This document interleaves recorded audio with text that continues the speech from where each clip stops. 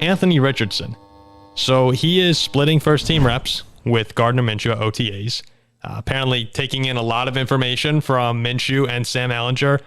They've said very eager to learn is one way that Gardner Minshew has described him. You have to remember, Minshew is in his actually now his third year with Shane Steichen, who they both come over from Philadelphia. And the most impressive feature so far for Richardson, to no one's surprise, is his physical traits. Here's what Zaire Franklin said. It's crazy. Even just in walkthrough against him, it's like, okay, when 5's in there, you've just got to be aware. It's just a whole other element to an offense that you don't necessarily have to think about with a more traditional quarterback. And we know that. We've seen the combine performances. He runs a 4.43 40. He'll be a nightmare for NFL defenses if, and only if, he fixes accuracy issues. Because apparently they're still kind of hanging around throughout spring ball. We a lot of people will say, well, look, Paul, he doesn't have accuracy issues. His receivers just dropped a lot of passes at Florida. And that's true. What do you say, Ziggy? 9 dropped passes last year? Yeah, 9 doesn't sound like a lot, but it was, I think, 5th or 6th highest in the D5 football last year. So quite a few. Yeah, and that'll impact the percentage. He ended last season with a 53.8% completion percentage. So that's not the best measure, though, of accuracy because you have dropped passes. You have things like that, like outliers there. The best way to look at it would be something like on-target rate, which, when you look at those statistics, 95th in catchable pass rate, 79.8% out of 114 FBS quarterbacks.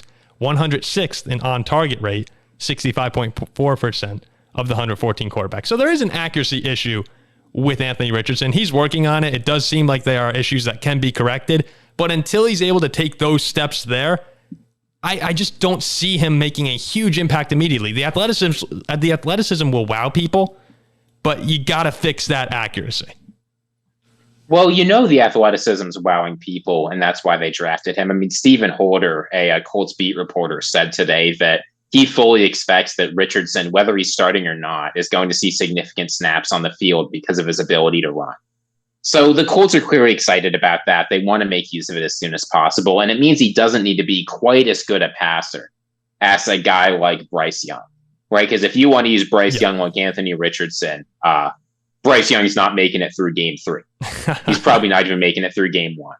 But look, I mean, Richardson was asked to do a lot last year, right? He wasn't given a lot of the easy passes that some other quarterbacks have been given. And that, of course, affects the accuracy. Yep. The thing I worry about with Anthony Richardson is just how bad he was at throwing passes while scrambling, right? If you look at the reason you're taking Anthony Richardson is because you want him to be able to make those athletic plays, right? The Colts see him, they see a guy who can run. It's like, all right, he'll be on the run, he'll pass the ball, he'll be making those Patrick Mahomes-like plays. Well, you said his on-target rate was 106th in FBS last year? Yes. And that was negative 4.4%. His on-target rate while scrambling was negative 25.6%. So we're talking a whole nother level of inaccuracy. We're talking 5 times. Yeah.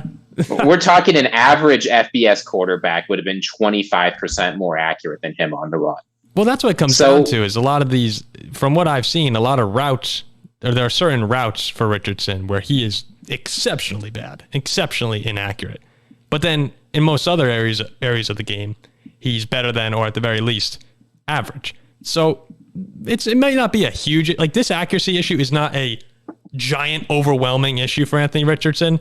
It's one that's just his big problem that he needs to fix because in other areas, really, he's a very good quarterback.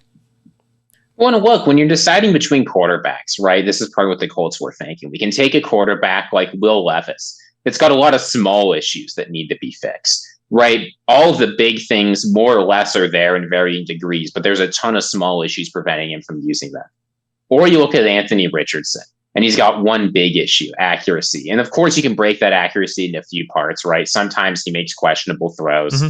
His post-snap processing needs work. His footwork's not the best. But there's that one big thing you have to fix. And if you can fix that, you know for sure that he is going to be a superstar in the NFL.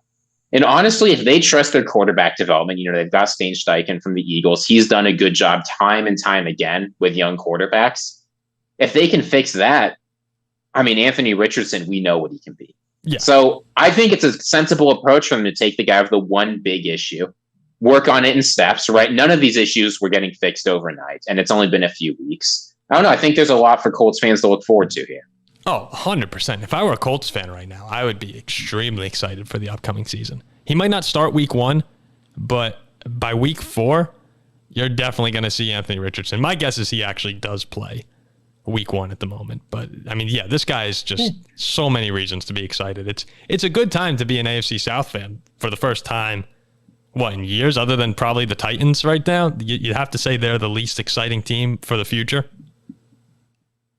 You don't believe in Malik Willis to take over the league? I don't believe in Malik. I don't believe in the coffee and mayo guy. I'm not really a big fan of where Tennessee. I like Vrabel a lot, so I think they're going to be fine. But just in terms of right now, if you had me list out who I want to be a fan of, probably go Jaguars.